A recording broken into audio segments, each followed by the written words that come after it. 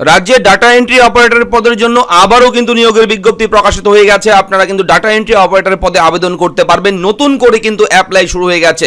On স্ক্রিনে কিন্তু আমাদের সামনে অফিসিয়াল নোটিফিকেশন রয়েছে এবং আপনাদেরকে প্রত্যেকবারের মতো সবসময় মতন আমরা বলে দিই যে আপনারা যে কোনো চাকরির আবেদন করবার আগে সেই সরকারি অফিসিয়াল বিজ্ঞপ্তি ভালো মতন পড়ে বুঝে তারপর কিন্তু আবেদন করবেন। তো আমরা জাস্ট ইনফরমেশনগুলো আপনাদের কাছে পৌঁছে দিই এবং টোটাল বিষয়টাই যাচাই করার দায়িত্ব কিন্তু আপনার।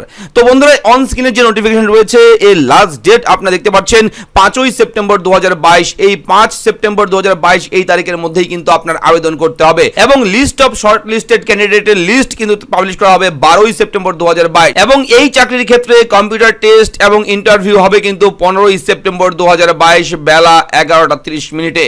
তো এটা কিন্তু সমস্ত ডেটটা কিন্তু এখানে উল্লেখ করে দেওয়া আছে। আপনারা আবেদন করতে পারবেন।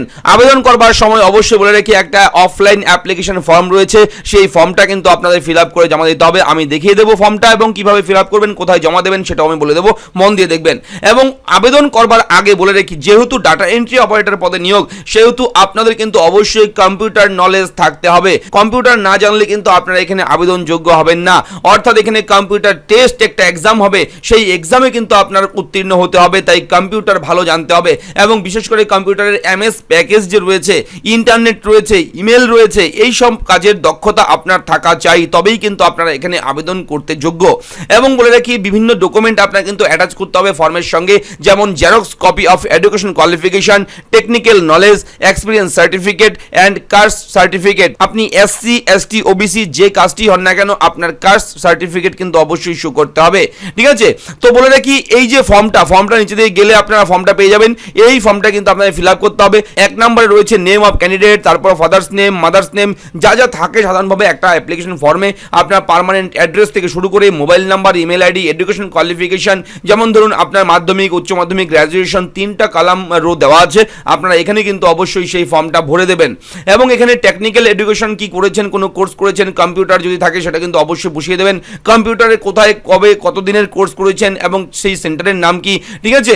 এবং অবশ্যই কিন্তু কি কি সাবজেক্ট ছিল, কি কি বিষয় ছিল সেই কোর্সের মধ্যে, সেগুলো কিন্তু অবশ্যই বসিয়ে দিতে হবে এবং ডিক্লারেশন পড়ে বুঝে ডেট, প্লেস লিখে সিগনেচার করে আপনারা কিন্তু পাঠিয়ে দেবেন। এবং এই ফর্মটা কিন্তু একটা খামের ভেতর ঢোকাতে হবে এবং তারপর কিন্তু তার সঙ্গে সমস্ত ডকুমেন্ট আপনার অ্যাটাচ করতে হবে। অ্যাটাচ করে কিন্তু পাঠিয়ে দিতে হবে মুখ বন্ধ খাম দিয়ে এবং সমস্ত ডকুমেন্ট সহ অ্যাপ্লিকেশন ফর্ম সহ খামে ভরে খামের মুখটা বন্ধ করে আপনারা কিন্তু অবশ্যই এই ঠিকানায় পাঠিয়ে দেবেন। আপনারা অবশ্যই দেখুন application for the post of DEO CMDMP under Barabazar development block. ঠিক আছে?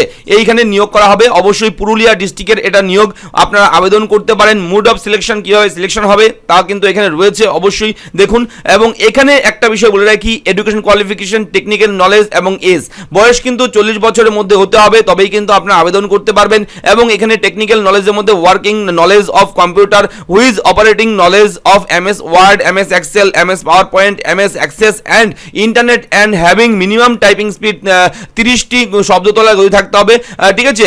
পার মিনিটে উইথ 30% অ্যাকুরেন্সি অবশ্যই আপনার থাকতে হবে। এবং এটা কোথায় নিয়োগ করা হয়েছে দেখতে পাচ্ছেন, এখানে সমষ্টি উন্নয়ন অধিকারীকরণ বড়বাজার সমষ্টি উন্নয়ন অধিকরণ পুরুলিয়া 723-127 পশ্চিমবঙ্গ।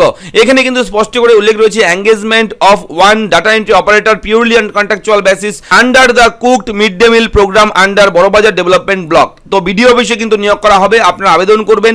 যারা অন্য কোনো জেলা থেকে ভিডিওটি দেখছেন, আপনাদেরকে বলবো আপনারা অবশ্যই আপনার জেলার নামটা কমেন্ট সেকশনে কমেন্ট করে লিখে দিন, তাহলে আপনার জেলার জন্য যখনই আপডেট আসবে আমি কিন্তু সবার আগে আমাদের চ্যানেলে তথ্য প্রোভাইড করব। ভালো লাগলে ভিডিওটা লাইক করবেন, চ্যানেলটাকে সাবস্ক্রাইব করবেন। ফিরছি পরবর্তী আপডেট নিয়ে। অবশ্যই আপনারা সবাই ভালো থাকবেন। ধন্যবাদ।